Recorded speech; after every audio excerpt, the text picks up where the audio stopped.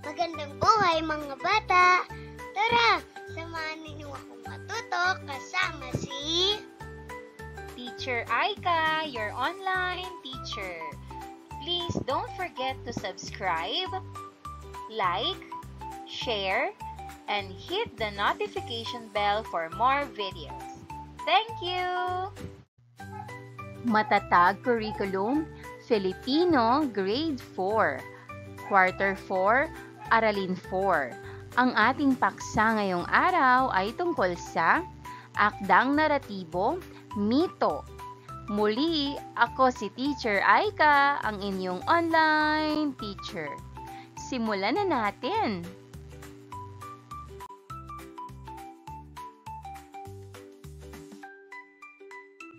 Mga kasanayan.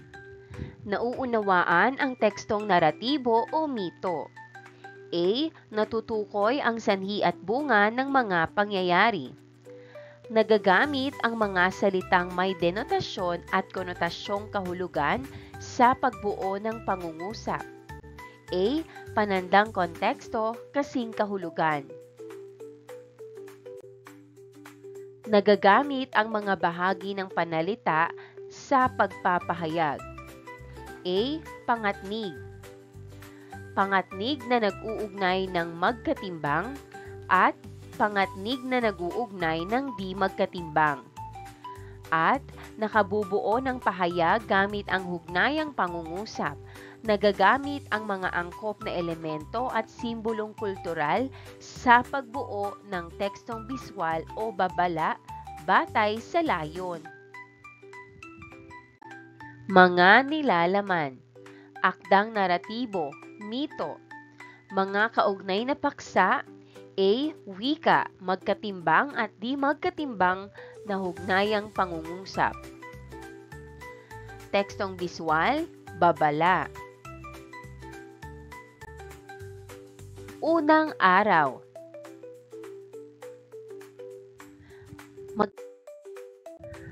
Magkaroon muna tayo ng isang maikling balik-aral. Encantadia, pagtukoy sa mga bathala, Diyos, Diyosa ng mitolohiya batay sa paghula sa mga larawan. Narito ang mga pagpipilian. Apolaki, Bathala, Alunsina, Tala, Venus.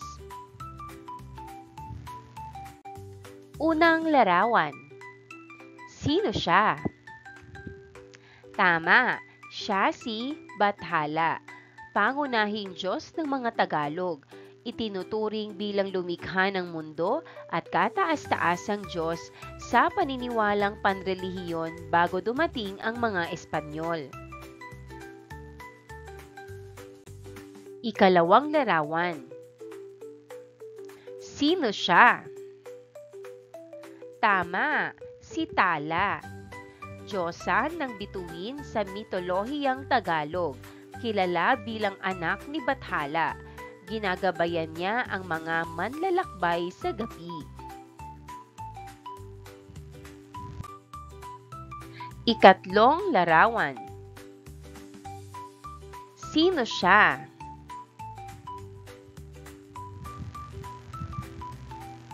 Tama, siya si Apolaki, isang Diyos ng araw at digmaan sa mitolohiyang Ilocano. Kinikilala siya bilang isang makapangyarihang tagapagtanggol at mandirigma.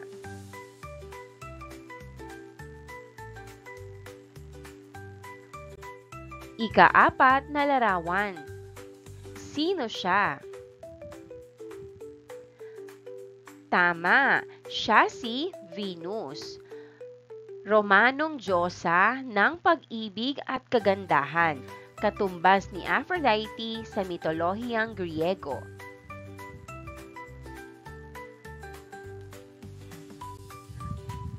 Panglimang larawan. Sino siya? Tama, siya si Alunsina, Diyosa ng kalangitan sa mitolohiyang Bisaya, kilala bilang asawa ni Tungkong Langit. Siya ay may kaugnayan sa kagandahan, paglikha at kalikasan.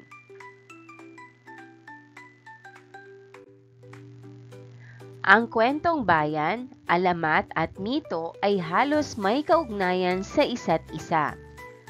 Halos pareho lamang ang kanilang paksa na karaniwan ay tumatalakay sa kalikasan, pamahiin, relihiyon, paniniwala at kultura ng isang partikular na pangkat o lugar. Kaugnay nito ang pagsasalaysay na maayos at wastong buod ng pagkakasunod-sunod ay isa ring mahalagang kasanayan sa pagbasa na dapat mahubog sa isang mag-aaral upang lubos na maunawaan ang lahat ng material sa pagbasa. Mito o mitolohiya, ano nga ba ito? Ang mito o myth ay mga kwento na binubuo ng isang partikular na relihiyon o paniniwala. Karaniwan tinatalakay ng mga kwentong mito ang mga Diyos at nagbibigay paliwanag hinggil sa mga likas na kaganapan. Halimbawa, kung paano nagkaroon ng hangin o karagatan. Sa Pilipinas naman, ang mito ay kinabibilangan ng mga kwentong bayang naglalahad ng mga tungkol sa mga anito, Diyos at Diyosa, mga kakaibang nilalang at sa mga pagkagunaw ng mga daigdig noon. Brilyante ng mga sangre, pagpapakilala sa mitolohiya, paglinang sa kahalagahan sa pagkatuto sa aralin, panonood, ipapanood sa mga mag-aaralang isang bahagi ng fantaseryeng Encantadia. Pagkatapos, sagutin ang mga gabay na tanong.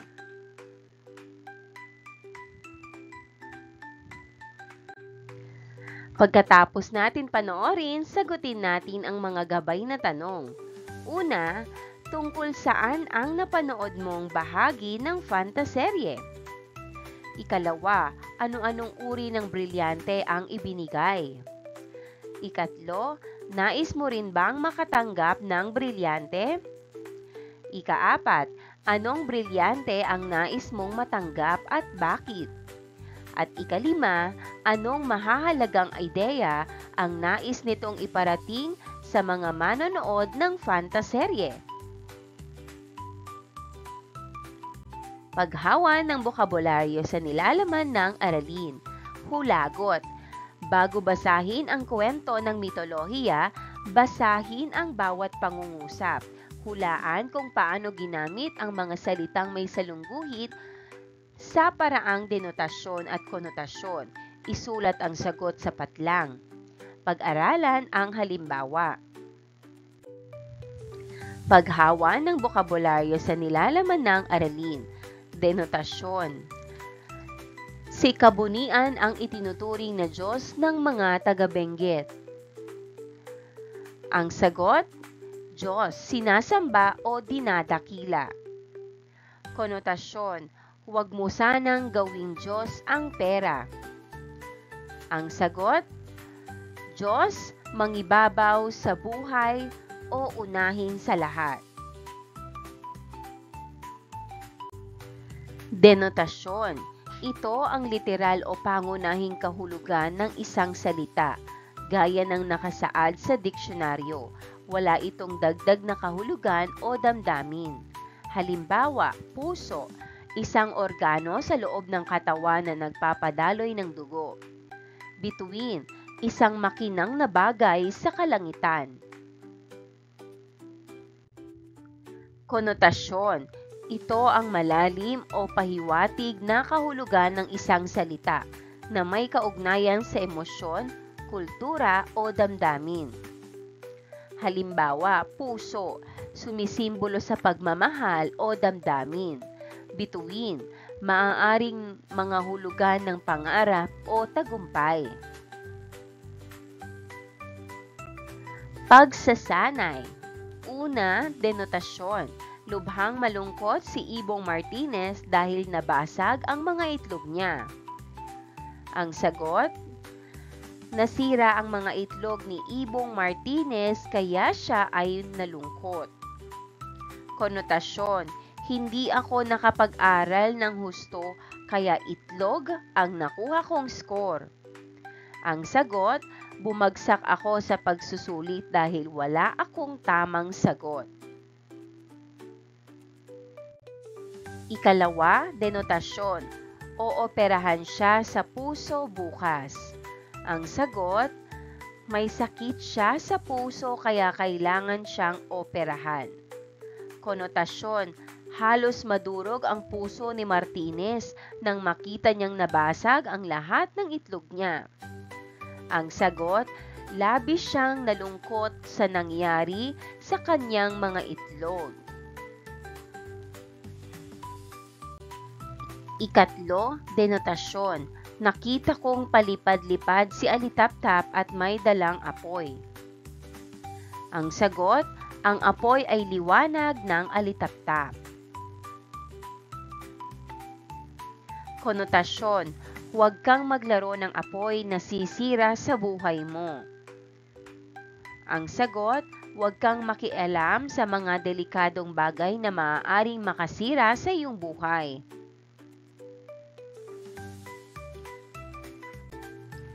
Ikaapat, denotasyon. Itinaas ng magandang diwata ang kaniyang kamay para payapain ang lahat. Ang sagot, gumamit siya ng kamay upang pakalmahin ang mga tao. Konotasyon, mahaba ang kamay ng kalaro ko na wala agad ang pitaka ko. Ang sagot, magnanakaw ang kalaro ko kaya nawala ang pitaka ko. Ikalima, denotasyon. Kulang ka ng tubig kaya masakit ang ulo mo. Ang sagot, dahil sa kakulangan ng tubig sa katawan, sumakit ang ulo niya. Konotasyon, matigas ang ulo mo, hinahanap pa rin niya si Alimango at lihim na nagdadala ng itak tuwing gabi. Ang sagot, pasaway siya at hindi sumusunod sa payo ng iba. Ikalawa at ikatlong araw. Kaugnay na paksa bilang isa, ang hukuman ni Mariang Sinukuan, mito mula sa Pampanga. Pagproseso ng pag-unawa. Una, ano ang kaibahan ng mitolohiya sa iba pang kwento? Ikalawa, sino-sino ang naaalala mong pangalan ng mga Diyos o Diyosa mula sa ating mga kapuluan? Ikatlo, bakit kaya mahalagang pag-aralan ang mitolohiya ng ating bansa?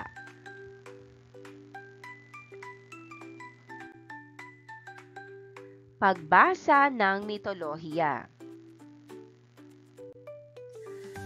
Ang pamagat ng ating mitolohiya ay tungkol sa ang hukuman ni Mariang Sinukuan, mito mula sa Pampanga. Mula sa bundok ng Arayat sa Pampanga ay may kinikilalang napakagandang engkantada. Ang magandang diwata ay kilala bilang si Mariang Sinukuan, isang mabait at makatuwirang diwata. Mayroon siyang hukuman na naging sagisag ng katarungan at pag-ibig. Sa kanyang hukuman, nagtutungo ang mga tao at hayop sa nakatira sa bundok Arayat upang magsumbong at humingi ng payo. Isang araw, narinig ni Mariang Sinukuan ang malakas na pag-iyak ni Ibong Martinez. Ipinatawag niya si Martinez sa kanyang hukuman at halos madurog ang puso niya sa lungkot nang ipinakita o ipakita ni Martinez ang sirang pugad at basag na mga itlog nito. Ano ang nangyari sa iyong pugad, mahal kong ibon? Tanong ni Maria kay Martinez. Kasi po kagabi, humihikbing huni ni Martinez. Biglang dumamba ng dumamba si kabayo at natapakan ng aking pugad.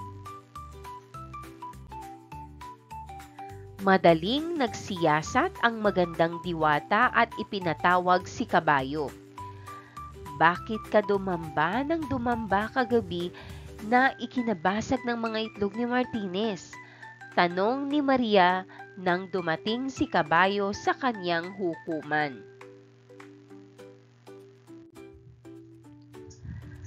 Kasi po, mahinay na halinghing ni kabayo.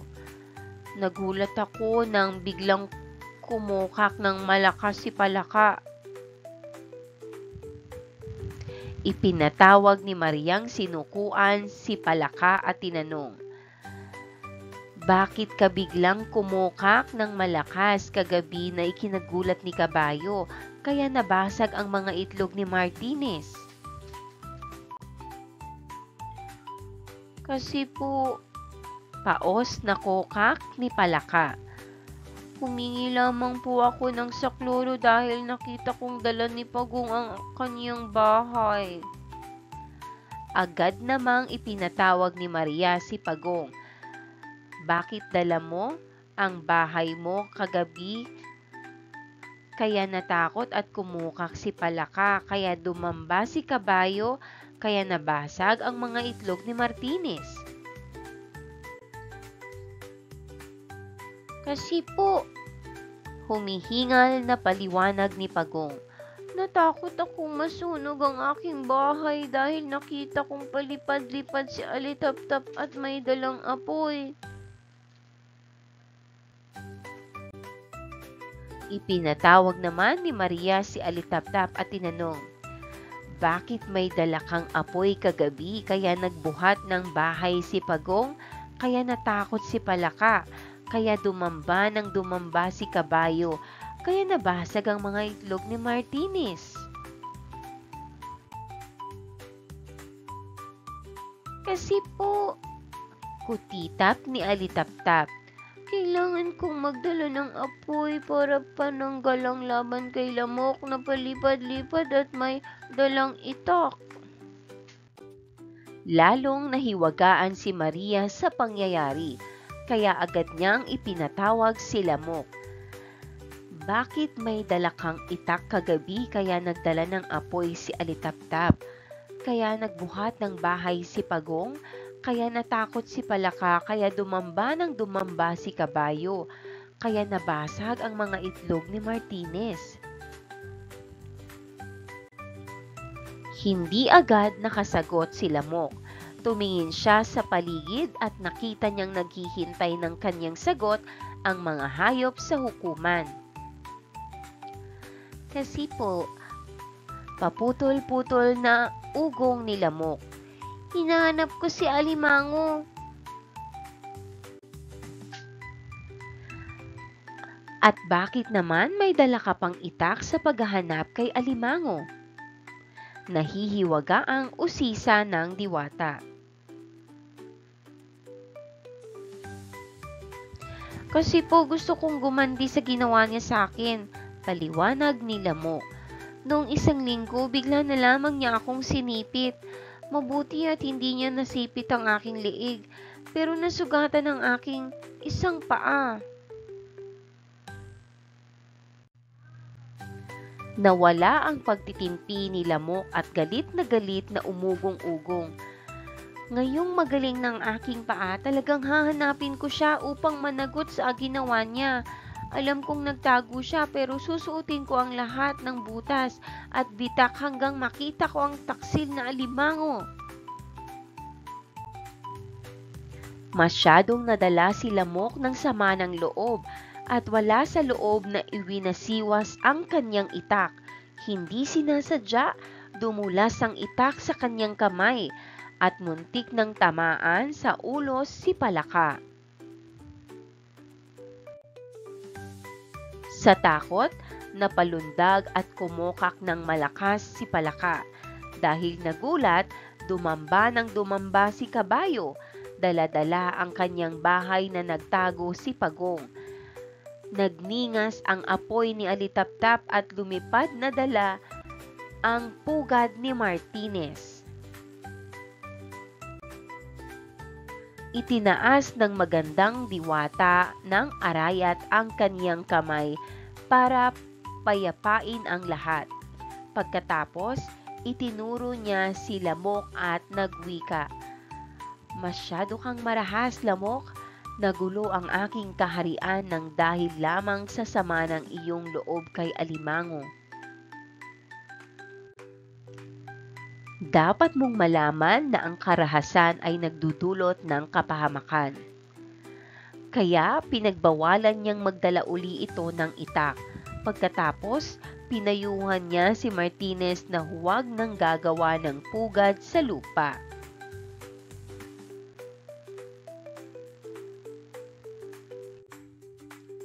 Mula noon, sa ituktok ng punong kahoy na gumagawa ng pugad si Martinez. Pero matatakotin pa rin at malakas kumukak si Palaka. Dumadamba pa rin ng dumadamba si Kabayo kapag natatakot at dala-dala pa rin ni Pagong ang kaniyang bahay. Samantala, lagi pa ring may dalang apoy si Alitaptap kapag gabi.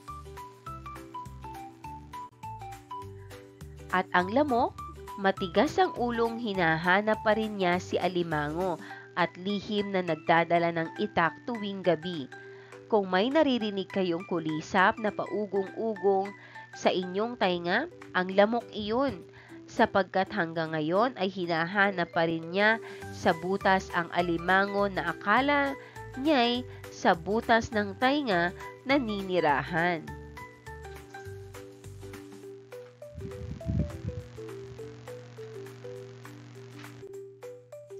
Pinatnubayang pagsasanay, tukuyin ang sanhi at bunga ng mga nakasaad na pangyayari batay sa binasang teksto. Gawing batayan ang nasa talahan na yan. Sanhi. Una, ginawa ni Kabayo. Ang sagot, ang kanyang matitibay na paa upang tumakbo ng mabilis. Ikalawa, ginawa ni Pagong. Ang kanyang matigas na bahay bilang panangga sa panganib. Ikatlo, sanhi ng pagdadala ng apoy ni Alitaptap. Ang sagot ay ang utos ni Mariang Sinukuan upang liwanagan ang paligid. Ikaapat, nagalit ng husto si Martinez kay Alimango dahil sinira nito ang kaniyang pugad. Ikalima, nagulo ang kaharian ni Mariang Sinukuan ng dahil lamang sa pag-aaway ng mga hayop. Bunga. Una, kaya ang nangyari sa mga itlog ni Martires ay nabagsak at nabasag. Ikalawa, kaya kumukak ng malakas si Palaka bilang tanda ng kanyang pagkakakilanlan.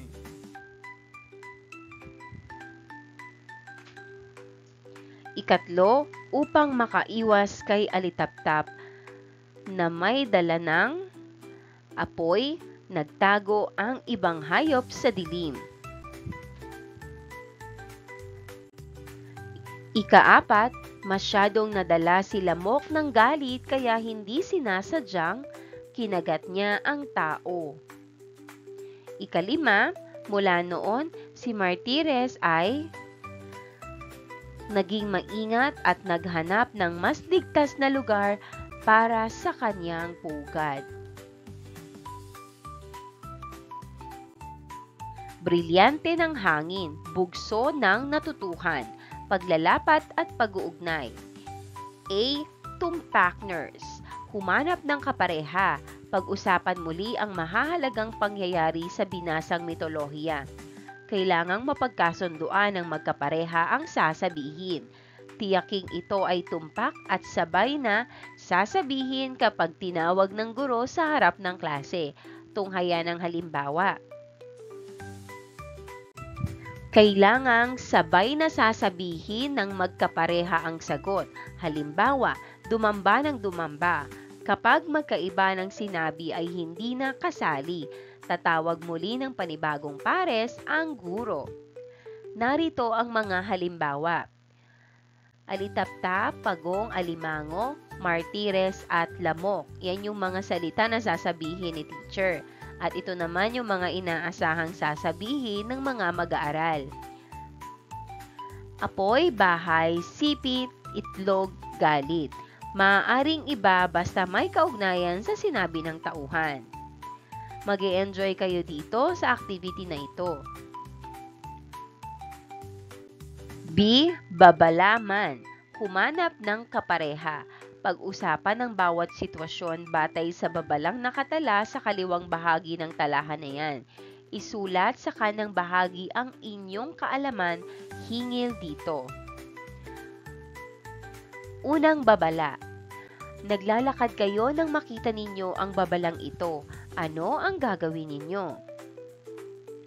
Maaaring sagot, tatawid lamang sa tamang tawiran at sisiguraduhing walang paparating na sasakyan. Ikalawang babala. Nakasakay kayo sa jeep at nakapaskil ang babalang ito. May lalaking naninigarilyo sa harap ninyo. Ano ang sasabihin nyo? Ang sagot, magalang na ipapaalala na bawal manigarilyo sa pampublikong sasakyan dahil ito ay nakakasama sa kalusugan ng iba. Ikatlong babala, nasa mall kayo nang makita mo ito sa food court. Ano ang gagawin mo sa pinagkainan nyo? Ang sagot, lilinisin at itatapon ng maayos ang basura sa tamang basurahan.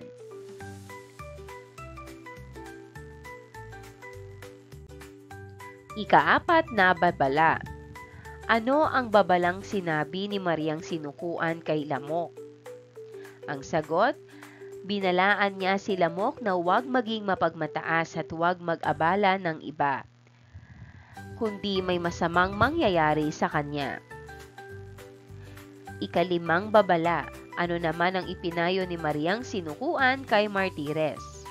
Ang sagot, pinayuhan niya si Martinez na maging maingat at matutong magpatawad upang maiwasan ang gulo at pagkawala ng kanyang mga itlog.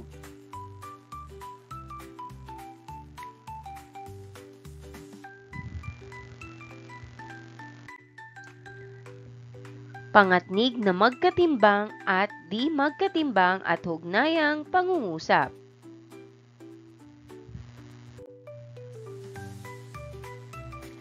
Ang hugnayang pangungusap ay binubuo ng isang sugnay na makapag-iisa o may buong diwa at isang sugnay na di makapag-iisa o kulang ang diwa.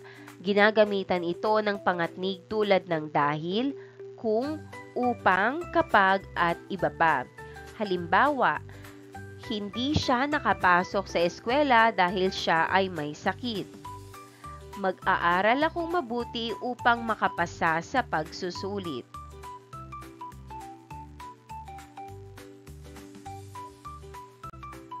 Samantala, ang pangatnig na magkatimbang ay nag-uugnay ng dalawang sugnay na kapwa makapag-iisa.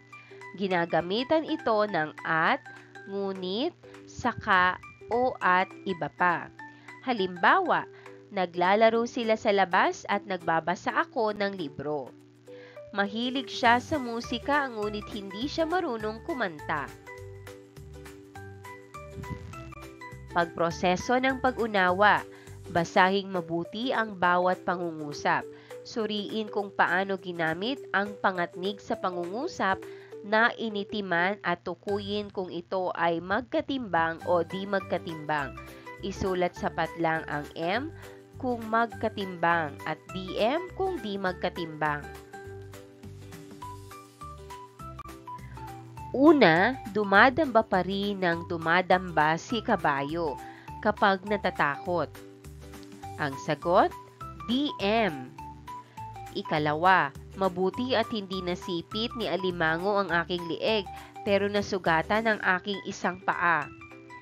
Ang sagot, M. Ikatlo, kailangan kong magdala ng apoy para pananggalang laban kay lamok na paligid-ligid at may dalang itak. Ang sagot, DM. Ika-4, itinaas ni Mariang Sinukuan ang kanyang kamay upang payapain ang lahat. Ang sagot, DM. Ika-5, hanggang ngayon ay hinahanap pa rin ni Lamok ang butas ng alimango na sapagkat ang akala niya ay butas ng iyong tenga. Ang sagot, DM.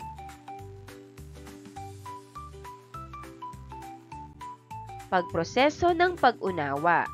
Sumulat ng sariling pangungusap gamit ang mga pangatnig na nakasaad. Una, subalit. Ikalawa, at. Ikatlo, kasi. Ika-4 o. Ika-5, dahil.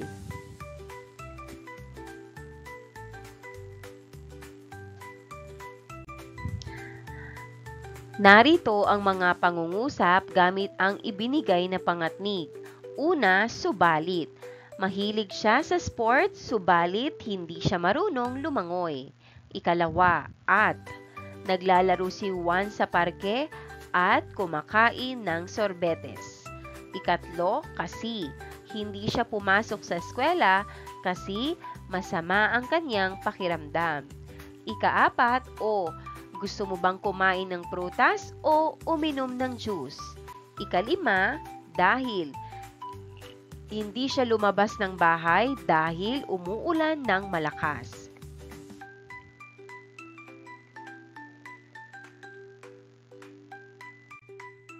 Ika-4 na araw.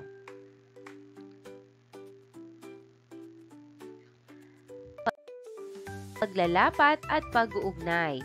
Buuin ang hugnayang pangungusap na nakasaad batay sa binasang teksto.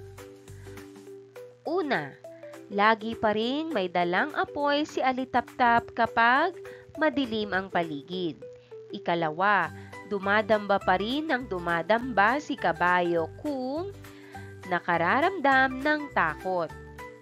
Ikatlo, dahil sa biglaang pagtalo ng ahas, napalundag at kumukak ng malakas si Palaka. Ika-4, pinayuhan ni Mariang Sinukuan si Martinez na huwag nang gagawa ng pugad sa lupa upang maiwasan ang panganib sa kanyang mga itlog. At ika-5, kung may lumilipad na kulisap, kayong kulisap na paugong-ugong sa inyong tahinga, tiyak ang lamok iyon. Brilyante ng lupa, pagsibol ng tugon. Pabaong pagkatuto. A. Basahing muli ang tampok na teksto, ang hukuman ni Mariang Sinukuan. Sa kwaderno, sumulat ng 5 sanhi at bunga ng pangyayari. B. Batay pa rin sa tekstong binasa, sumulat ng 5 hugnayang pangungusap at pangatnig na magkatimbang. Guhitan ang mga pangatnig na ginamit.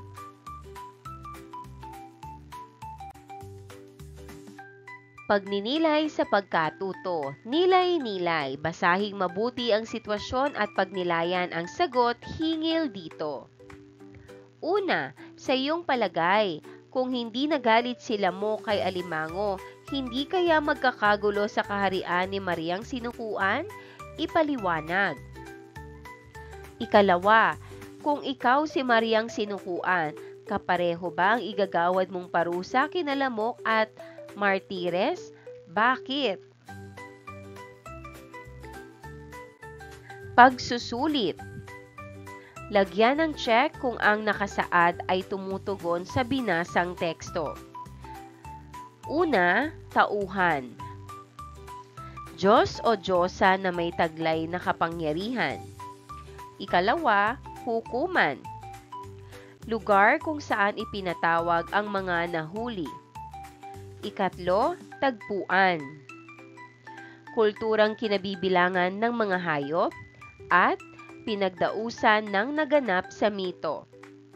Ika-4, tagubilin. Utos na kailangang sundin. Ika-5 ay wakas. Katapusang bahagi ng mito.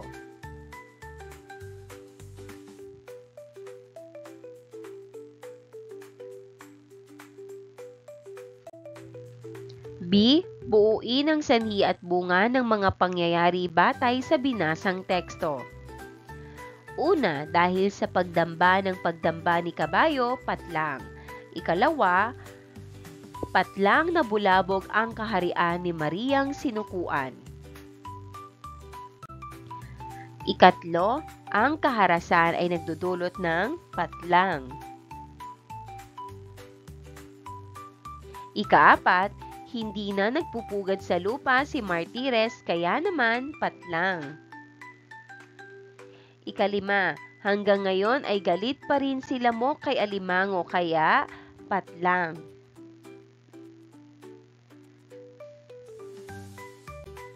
Narito ang sagot sa pagsusulit.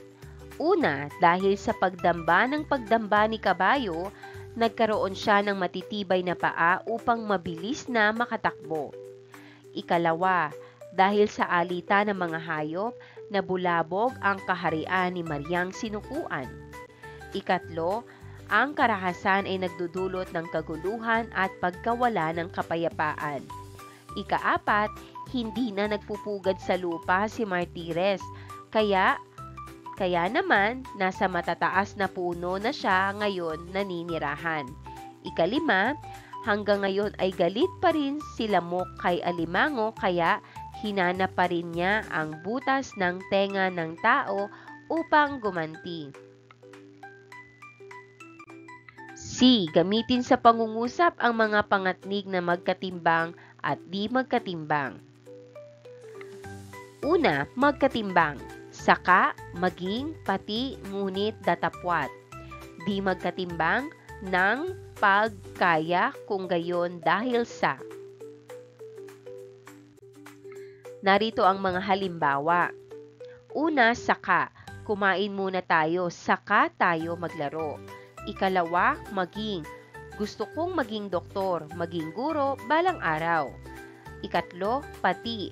Dinalhan ko ng pagkain si Lola, pati ang aking tito. Ika-4, ngunit. Mahilig ako sa tsokolate, ngunit bawal ito sa akin. Ika-5, datapwat. Malamig ang panahon, datapwat hindi umuulan. Di magkatimbang. Una, nang natumba siya ng nadula sa sahig. Ikalawa, pag umulan, magdala ka ng payong. Ikatlo, kaya malakas ang ulan kaya hindi kami lumabas. Ika-4, kung gayon, wala ka ng pera kung gayon, huwag ka munang gumastos. Ika-5, dahil sa basa ang damit ko dahil sa ulan. Ipaliwanag ang ibig sabihin ng bawat babala. Unang babala. Paliwanag, lasong simbolo, huwag hawakan o inumin, ito ay delikado at nakakalason. Ikalawang babala. Bawal pumarada, hindi pwedeng iparada ang sasakyan dito. Ikatlong babala, bawal kumain, ipinagbabawal ang pagkain at pag-inom sa lugar na ito. Gawaing pantahanan o takdang aralin. Una, gumuhit ng isang babala sa Oslo paper o cardboard na maaaring ipaskil sa silid-aralan o paaralan ninyo. Kulayan ito at ilahad sa klase. Ikalawa, pag-aralan ang tungkol sa epiko para sa susunod na paksa. Maraming salamat sa panonood! Huwag kalimutang i-like at mag-subscribe para sa higit pang educational content. I-click ang bell icon para ma-update ka sa ating mga bagong video. Salamat!